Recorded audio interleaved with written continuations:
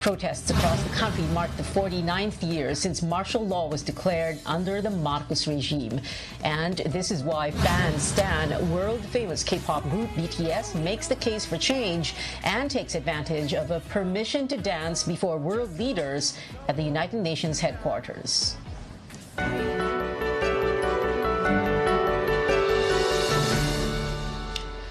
President Duterte claims testing laboratories at the Philippine Red Cross have released false positive COVID-19 results, although he cannot present sufficient evidence. Malacanang clarifies this does not mean the president is doubting COVID-19 tallies. Our Trisha Tarada has more. President Duterte wants the health department to investigate the alleged false positive COVID-19 test results at the Philippine Red Cross, as he once again criticized the organization's chairman, Senator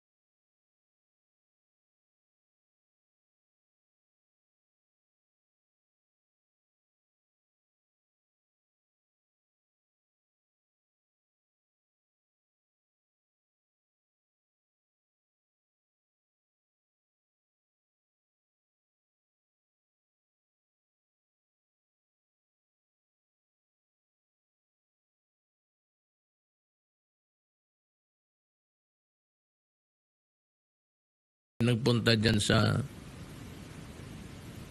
Red Cross. How do you backtrack? If it is impossible, what do you intend to do?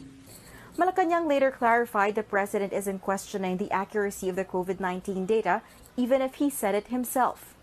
Kaya nga pinapaimbestigahan natin para we will make sure that the tests are in fact accurate. Now we know they're not perfect, but we are taking steps to make them more accurate. The palace said the RITM will now have to at least randomly check the accuracy of tests of other labs. The PRC on September 4 said it had conducted over 4 million tests, adding it covered the bulk of the testing at the height of the pandemic to, quote, pick up the slack for the government, unquote. The president also questioned Gordon if he inserted pork barrel amounting to 88 million pesos into the PRC, but Duterte did not provide proof or his source for this information. Ngayon, the money is lost forever. It cannot be accounted for. If this is true, kung totoo itong pinarking mo talaga, ang nagsasabi nga niyan mga taga-Red Cross. Duterte also accused Gordon and the PRC of not submitting annual reports, which he said is an omission punishable under anti-graft laws. Trisha Tarada, CNN, Philippines. Despite the president's threats to stop government transactions with the Red Cross, Malacanang could not say when this will actually take place. Rather, it reiterates that the president wants accountability from the humanitarian organization. Now, amid Mr. Duterte's unrelenting attacks, the Senate Blue Ribbon Committee holds another hearing on the handling of COVID-19 funds. Lawmakers point out more anomalies, including the expiration of testing kits and the questionable business of top supplier Pharmaly. Amor Santos joins us for the details. Go ahead, Amor. Via strong words from Senate Blue Ribbon Committee Chairman Richard Gordon for President Rodrigo Duterte. At the 8th hearing on the alleged misuse of pandemic response funds, Gordon called out President Duterte's relentless attacks on him and his humanitarian organization, the Philippine Red Cross. Bully. And I'm sorry, Mr. President. The Filipino people can fight back against bullies. Filipino can have a revolution against bullies. Hindi ako natatakot sa inyo. Hindi po ako duwag. Do your worst, Mr. President, as you did with ABS-CBN. Do your worst as you did with the senator who was elected by the people. Gordon says Red Cross is ready to face the investigation ordered by the chief executive over alleged false positive COVID-19 tests. But even Health Secretary Francisco Duque agreed the Red Cross has been boosting the country's testing capacity. Tuesday's hearing revealed more anomalies that resulted in losses for the government.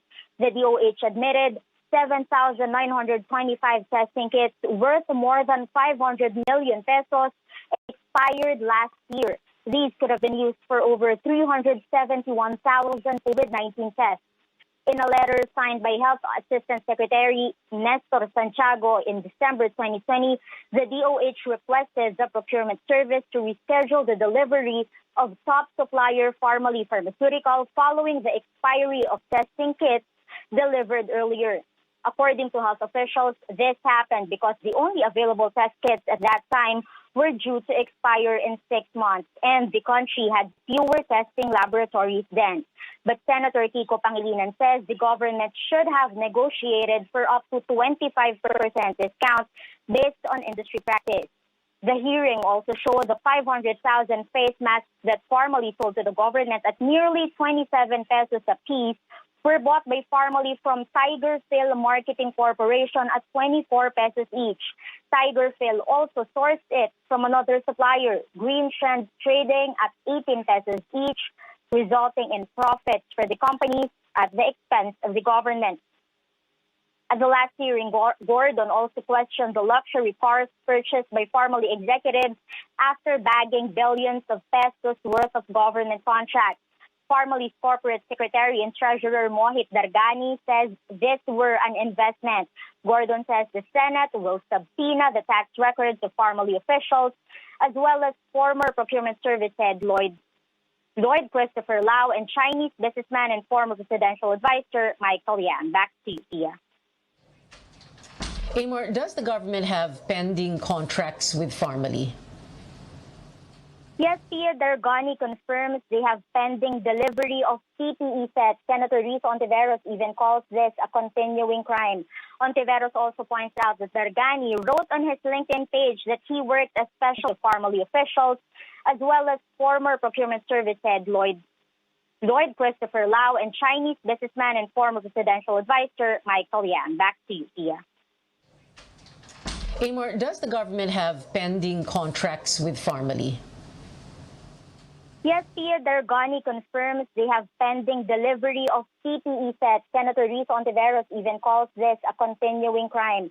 Ontiveros also points out that Dargani wrote on his LinkedIn page that he worked as special assistant at the office of the presidential economic advisor, Michael Yang. She says it shows the deep relationship of the Chinese businessman with Pharmally, but Dargani says it was actually a mistake and he only assumed he was accepted to work in Yang's office. Yeah.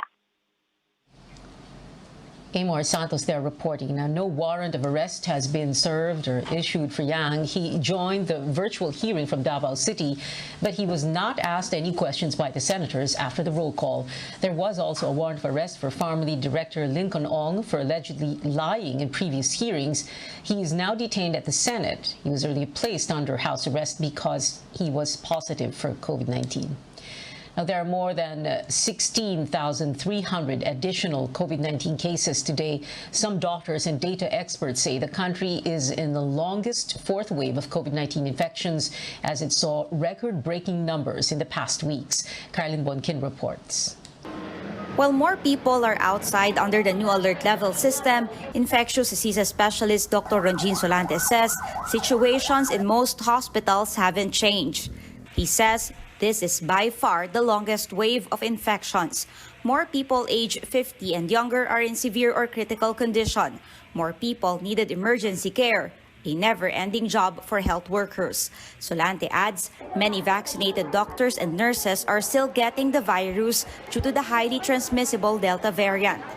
Since the 3rd to 4th week of July, most of our ICUs, especially here in our hospital, San Lazaro Hospital, are already full. And until now, it's still full.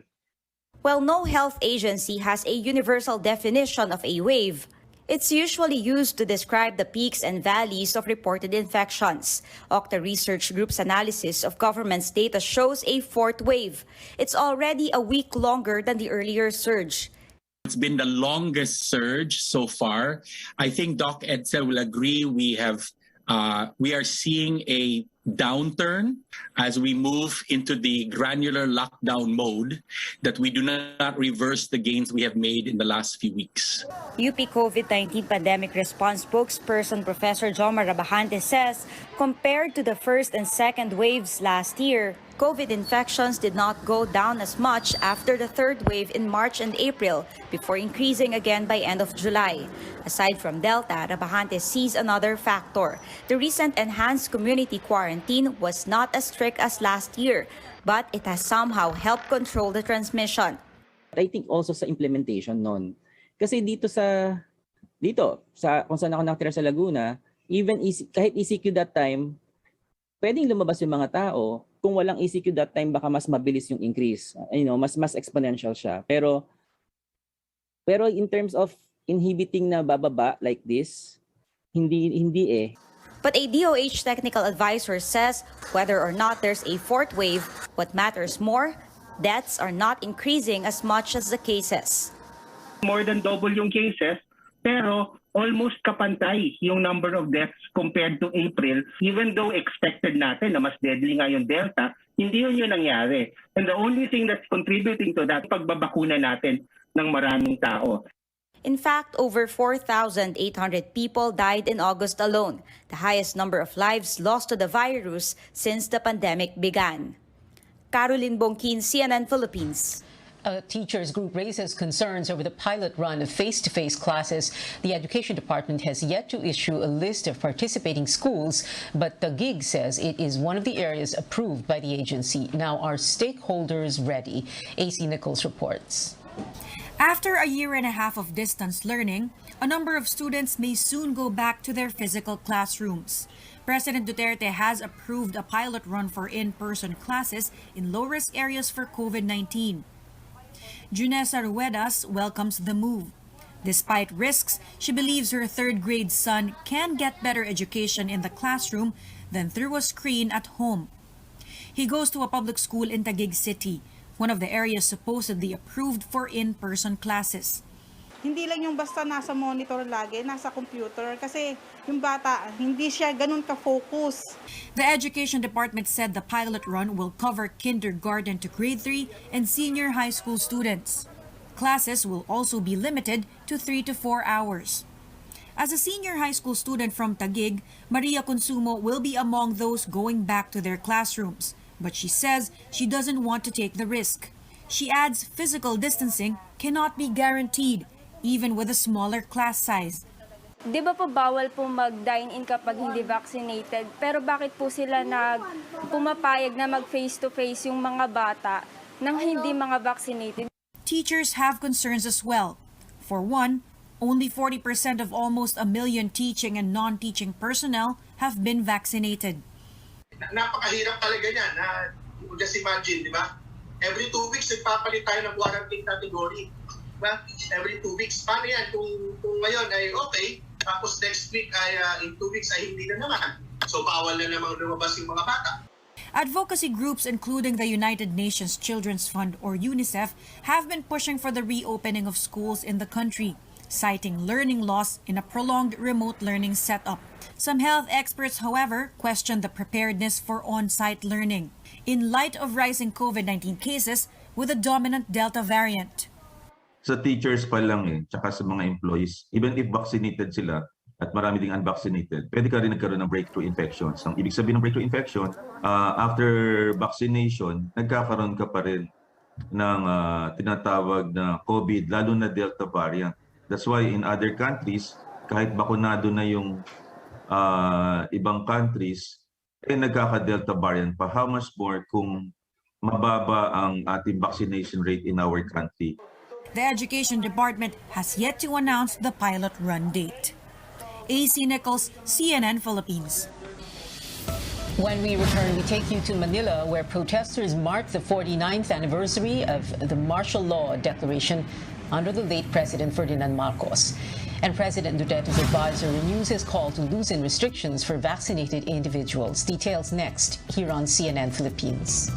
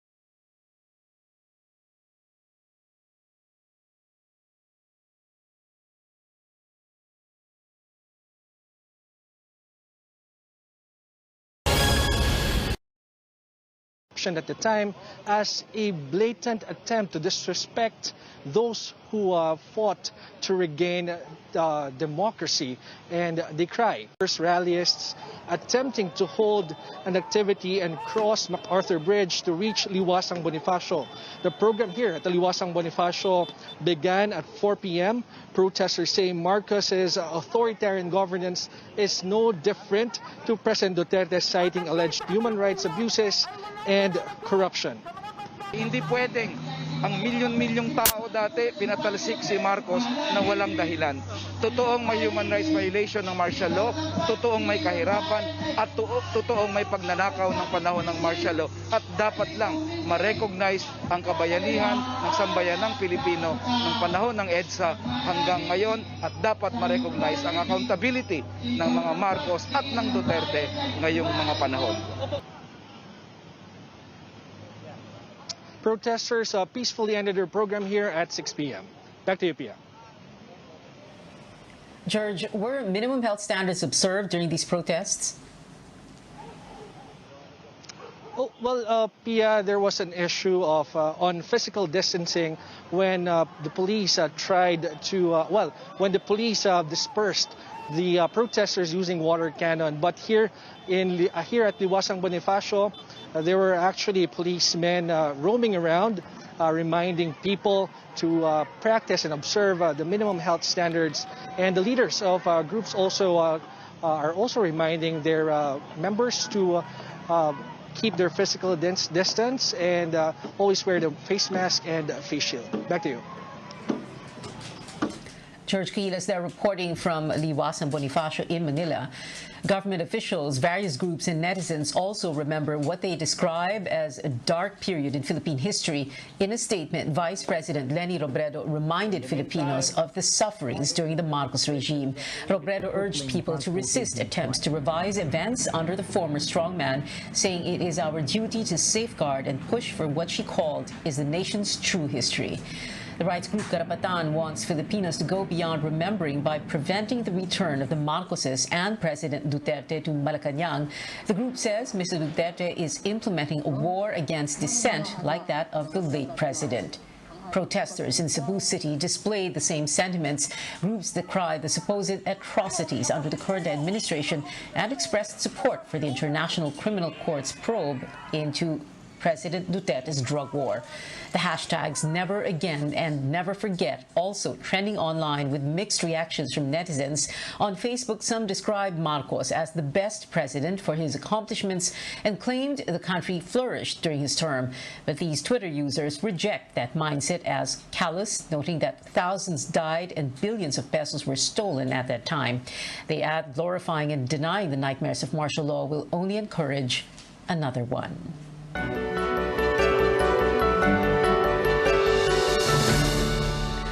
As more Filipinos get their COVID-19 shots, the business sector is proposing to further ease restrictions while the flag carrier wants to cut down quarantine stay for vaccinated travelers. Our Tristan Nadalo has the details.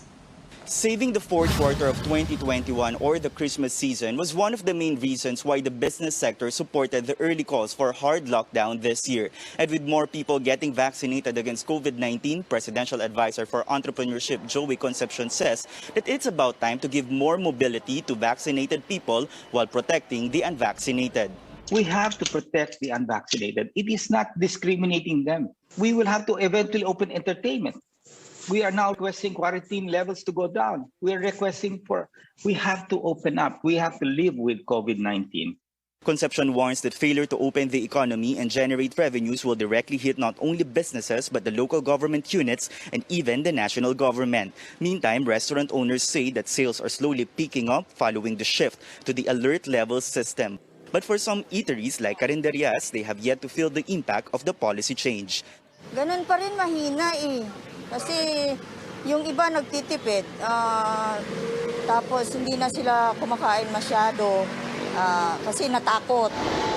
And ahead of the influx of travelers this Christmas season, flag carrier Philippine Airlines is pushing to ease travel restrictions for fully vaccinated passengers. The Philippine Airlines says its data show that arriving passengers do not contribute to the infection rate in the country. The airline proposes cutting down the current 10 to 14-day mandatory quarantine to 5 days. International air travel and just air travel in general is not a significant contributor to the Philippines' infection rate. Instead of being tested on the 5th or 7th day, they actually will be tested on the 3rd day. And if they are negative, they can exit the quarantine facility on the 5th day and just continue their quarantine at home.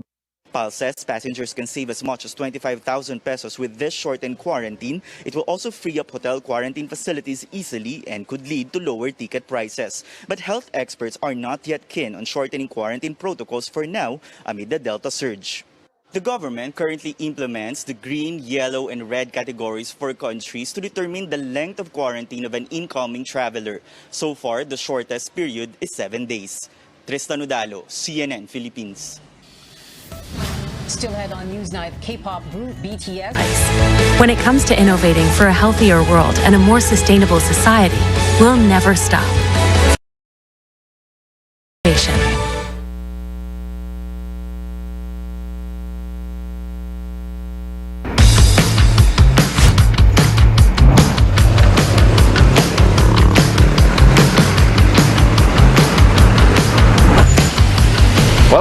drive ahead, but and before I hit the road. devices for ventilation, including air filters.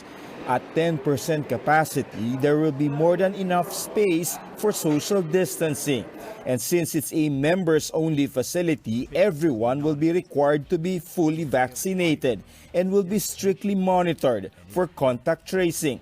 But their most important argument, Our business, okay, promotes building up your immune system. Okay, that is the most important thing. Being healthy, and not only physically healthy, mentally healthy. having been shut for most of the past 18 months, some gyms had closed down permanently. Aside from paying overhead expenses without any revenue, memberships have gone down significantly. Anytime Fitness, with about 140 outlets in the country, is struggling to stay afloat. Its franchise abroad, including in other parts of Southeast Asia, have managed to stay open.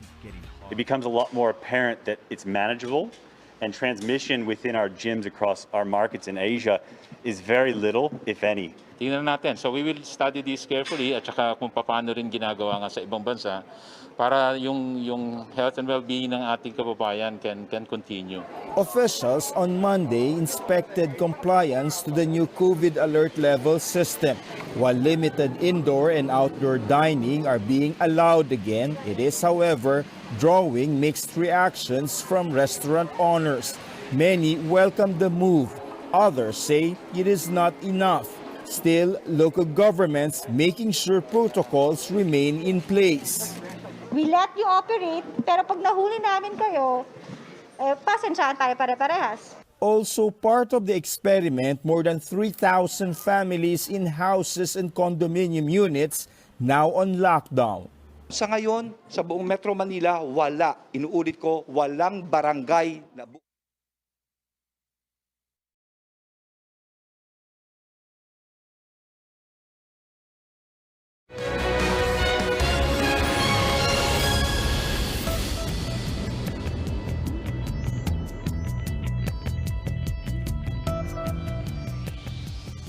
You're watching Newsnight. I'm Pia Ontiveros. On the road, a sustainable project connecting Skyway 3 and Southeast Metro Manila Expressway will take off after getting official approval. The government greenlights San Miguel Corporation's proposed Pasig River Expressway after the supplemental toll operations agreement was signed today. The 95.40 billion elevated expressway is a toll road that is 19.37 kilometers long. It is expected to adopt green architecture and engineering principles to make for an efficient and eco-friendly transport infrastructure. Barracks can cut travel time from Manila to Rizal Province from the usual 2 to 3 hours to just 15 minutes. Lahat po ng kalsada tinatayo natin, puro north to south. Ito lang po, for the first time, east and west. It will solve the traffic of Rizal Province area, Marikina area, pati na po yung mga nanggagaling sa mga south, like Laguna, Batangas, dadaan po yan sa Laguna Bay at makakapunta na kayo sa Makati ng mabilis. SMC says it may begin construction within the first 3 months of 2022. Now, in entertainment, yesterday's United Nations General Assembly was met with over 1 million viewers as a world-famous K-pop group gave a speech on spreading hope for the younger generation during the pandemic. Aired on the UN YouTube channel and other social media platforms, the event in New York gained quite the online following.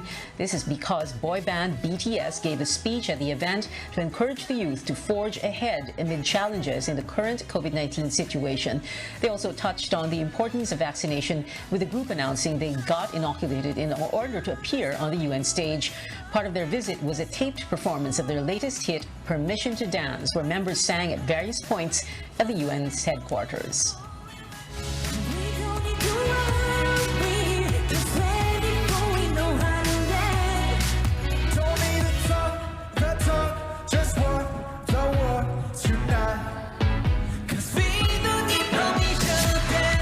The video has over 6 million views and counting on YouTube. We still have 95 days before Christmas Day. And that is it for now. Thank you for watching. I'll see you again at 7 on news.ph. I'm Pia Ontiveros for Newsnight, where we go above and beyond the headlines.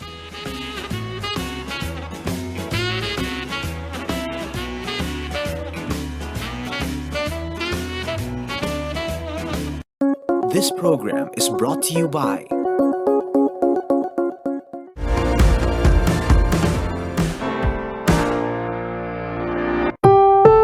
or you find yourself taking more naps than usual during the day. You might have sleep apnea. It's a disorder in which breathing actually stops and then starts back up again. Now, the lack of oxygen during an episode of sleep apnea wakes you up. It's so brief that sometimes you can't remember it. People with this condition aren't just experiencing sleep deprivation. There's actually more to it because it can be potentially serious. We want to help you better understand the care you need and deserve. I'm Dr. Freddy Gomez, and you're watching MedTalk Health Talk on CNN Philippines.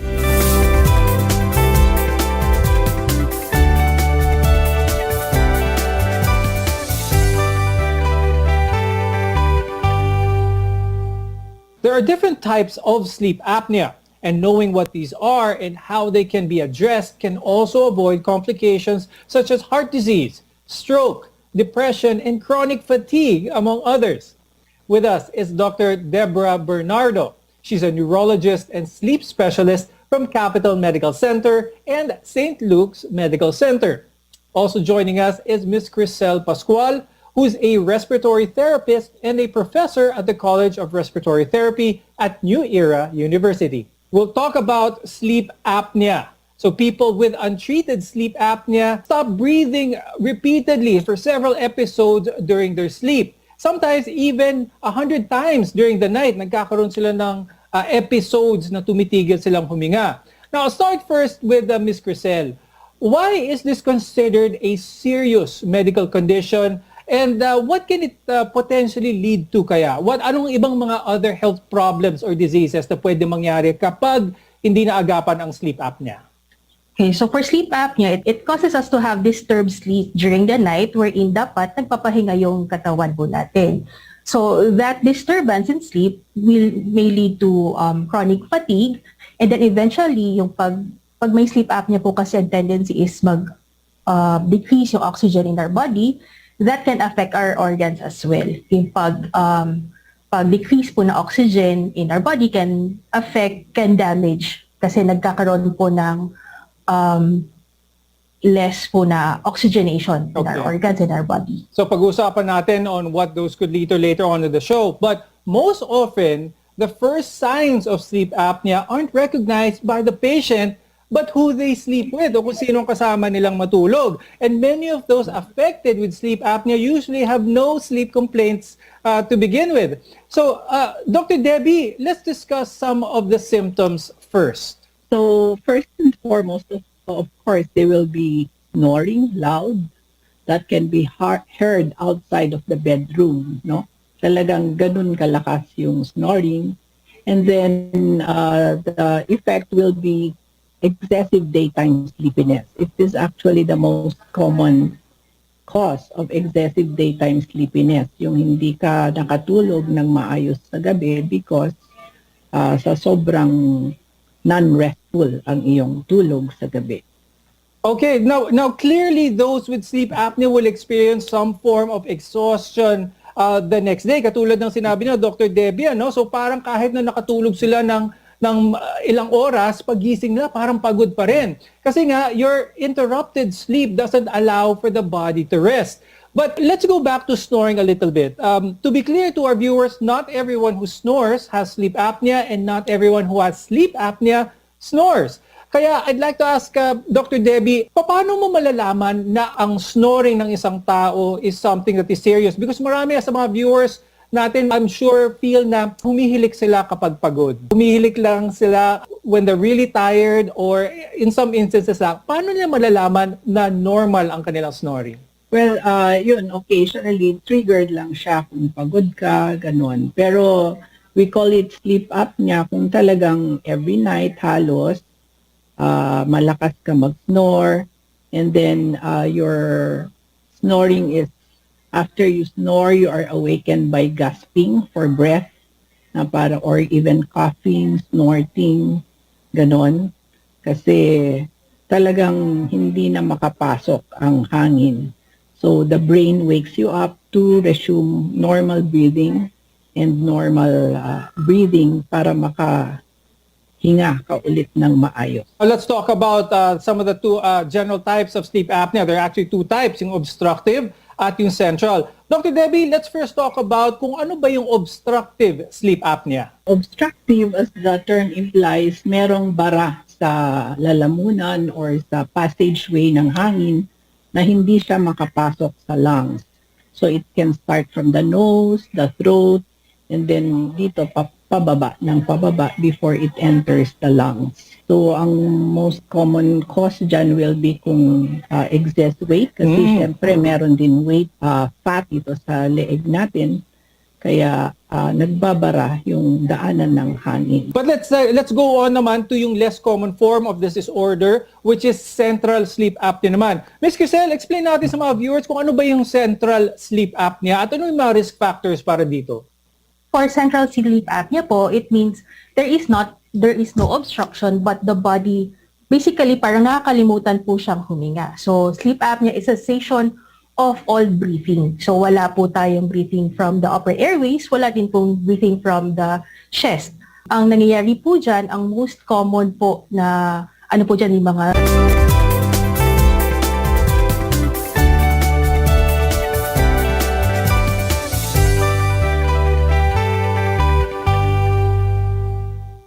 Many health conditions are linked to sleep apnea, including obesity as well as high blood pressure. Now, these conditions, together with a lack of sleep, can harm different systems in your body.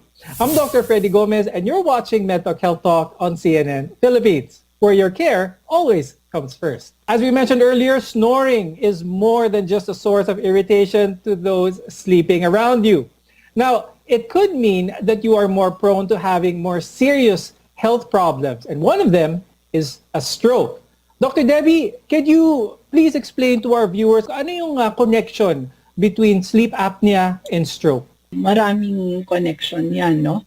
Besides the hypertension it causes because you are not resting during the night, may mga studies na the vibration of the neck muscles itself can cause some problems in the carotid arteries, the major arteries that supply the brain, no? So that could be one possible reason kung bakit na predisposed ka to stroke if you have sleep apnea. How is sleep apnea? How can it make someone who is diabetic, how can it make their condition worse kapag meron silang sleep apnea? Sleep should be a time for rest and repair of our bodies, no? So there are systems that should go into play pag matutulog tayo sa gabi, bababa yung mga hormones, ganon, cortisol especially. So kung because of your being not rested during the night, palaging elevated ang mga steroid levels in your body, which is directly related to the development of diabetes mellitus. I'll ask Ms. Crisel, pinag-usapan ni Dr. Debbie yung mga risk factors ng sleep apnea and how it's related din sa ating heart. So pag-usapan natin yun, how can sleep apnea put your heart at risk? When we're sleeping po kasi, our heart slows down to parang resting na rin po. Yung pag may sleep apnea po kasi, tendency is magkaroon po tayo ng tinatawag po namin na arousal, ligising katawan nyo. So that sudden arousal po will make your heart pump faster. And also, yung pag-decrease po na oxygen sa katawan, magko-compensate po yung puso. Magpa-pump siya faster. So yung pag-pump niya, mag-overwork, pwede po siya may tendency na mag-overwork. Pwede pong lumaki yung puso. So kung lalaki po yung puso, pwede po tayo magkaroon ng parang wear and tear, kumbaga, sa puso po natin. So yun po, magkakaroon po ng cardiac problems eventually. Now, Dr. Debbie, anong mararamdaman ng isang pasyente who has sleep apnea and who already has heart symptoms? Anong nararamdaman nila sa daily routine nila? It will aggravate, no? Kung ano man yung nararamdaman niya sa heart symptoms niya like chest pain, madaling mapagod, or palpitations, yung mararamdaman mo yung bilis ng pintig ng iyong puso. If you have sleep apnea, parang magnified lahat mga yon kasi you are not allowing your body to rest. So similar katulad ng sinabi ni Dr. Debbie, so there is irregularity in your heartbeat as well as pagod kayo even after a good night's sleep. So let's move on naman to sleep apnea at ang obesity or yung pagiging overweight ng isang tao because several health conditions increase the likelihood of developing sleep apnea. But it's most common in those who are overweight or obese. Dr. Debbie, how does excess weight aggravate that of sleep apnea? We talked about the neck part of it, yung girth ng leeg ng isang taong overweight can contribute to the obstruction properties of sleep apnea. Aside from that, what are other factors that being overweight can contribute to obstructive sleep apnea? Well, sleep apnea kasi will disrupt yung normal na hormones natin. We have hormones that will tell us that you are full, nabusog ka na, that you should stop eating. So, disturbed yung mga ganon, no? Kung palagi kang sleep deprived or hindi maganda yung tulog mo. In other words, Dr. Debbie, ang excess weight can make someone's sleep apnea worse.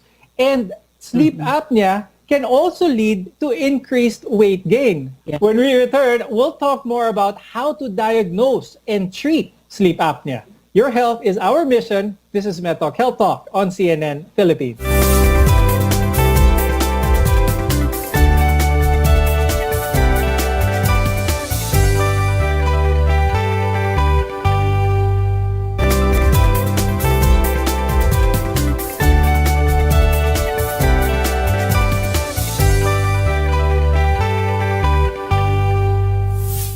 Treatment for this sleep disorder aims to normalize breathing as well as bringing oxygen back to good levels. This is all done during sleep and it addresses any underlying health conditions. I'm Dr. Freddy Gomez and this is MedTalk Health Talk on CNN Philippines. We're your connection to healthcare. Now let's talk about diagnosing sleep apnea. Paano ba nalalaman or paano nako-confirm na isang tao ay may sleep apnea? It's because anyone who feels consistently tired or sleepy during the day should consult a doctor to find out why and take steps to address the problem. Dr. Debbie, paano nagiging confirmatory ang isang taong merong sleep apnea? We have what you call yung polysomnography or sleep study, no? So either matutulog yung pasyente sa isang laboratory and we record how he breathes, how the level of the sleep, may EEG patterns din yun, yung breathing sa abdomen, sa chest, meron din pulse oximeter na makikita, and then may video recording para makikita mo talaga what is happening while a patient is sleeping. Now let's talk about treating naman, anong paggagamot sa sleep apnea. Because lifestyle changes are essential to normalize breathing and are your critical first steps to treating this sleep disorder. Now, I understand that maintaining a healthy weight is one way, pero Dr. Debbie, what are other ways para mas mapababa ang risk ng sleep apnea ng isang tao? Pwede bang pag binago ang sleep position ng isang tao, makakatulong ba ito sa pag-minimize ng sleep apnea episodes? You make sure that the patient lies on his side. And you can use anything na medyo matigas. Make sure na hindi talaga siya mag-turn on his back to prevent the snoring and sleep apnea episodes. And then also part of the lifestyle modification will be stopping the intake of alcohol, especially at night, no? And then smoking can also contribute to sleep apnea. Those are the lifestyle modifications that one can take. Okay, so stopping alcohol, drinking alcohol, and stopping smoking can do so many health benefits, and one of them is lowering your risk for sleep apnea and its complications. Now, Ms. Crisel, if the modifications to someone's lifestyle don't improve someone's sleep condition, let's talk about yung mainstay treatment for sleep apnea or the first line, which is the CPAP machine. Paki-explain sa ating mga viewers kung ano ba yung CPAP. So ang CPAP device po is the gold standard for treating sleep apnea. So what it does, it gives continuous positive airway pressure. So it's like an airway stent that helps open up the airways during sleep and maintains yung open airways po. So para po pag natutulog po tayo, tuloy-tuloy po yung paghinga na habang natutulog at hindi po naiistorbo po yung pagtulog po natin. Okay, so advise our viewers, when you see a CPAP machine, it may be intimidating at first, but the benefits that it can give someone who is with chronic sleep apnea will be a game changer for you. So you will be able to feel that well-rested state that you haven't felt in a long time. Ngayon, kapag all of these don't work, there are still some more treatment options for you. Dr. Debbie, let's talk about kapag hindi gumana ang lifestyle change, kapag hindi gumana ang CPAP machine, when is surgery an option now for obstructive sleep apnea? So, because not all patients will tolerate or will like using the CPAP machine. So, there are other ways that you can treat that. And in children, yung tonsillectomy and adenoidectomy, no, tatanggalin yung mga nakabara. That's the most common cause in children, except if they have craniofacial abnormalities or deformities, no. So meron din yung mga tinatawag na maxillofacial advancement, may mga ilalagay na splint dito sa jaw, or they can operate dito sa jaws natin para i-advance, lumaki yung airway. In adults naman, syempre tatanggalin yung excess fat dito sa throat natin, and there are implants that they can put, yung mga pillars na tinatawag, para kumbaga mag-shrink yung excess. So ang punto natin dito for our viewers is merong treatment option for any stage of your obstructive sleep apnea. What's most important is ma-diagnose kayo ng tama para yung tamang treatment ang maibigay sa inyo. And with that, we're glad you could join us on MedTalk Health Talk. Thank you, sleep specialist Dr. Deborah Bernardo and respiratory therapist Crisel Pascual. Thank you very much for your time and expertise. Sleep apnea is a common disorder that causes breathing interruptions during sleep, and this can lead to fatigue, difficulty focusing, and it can even lead to serious medical conditions. So, if you are a habitual snorer, a loud snorer, or you always feel tired and sleepy during the day, it's time to talk to your doctor. These may be warning signs and even red flags that you should not ignore. Once you've been diagnosed with a sleep disorder, there's a whole lot of treatments available to help you finally get that sleep you deserve. I'm Dr. Freddy Gomez, and this has been MedTalk Health Talk on CNN Philippines.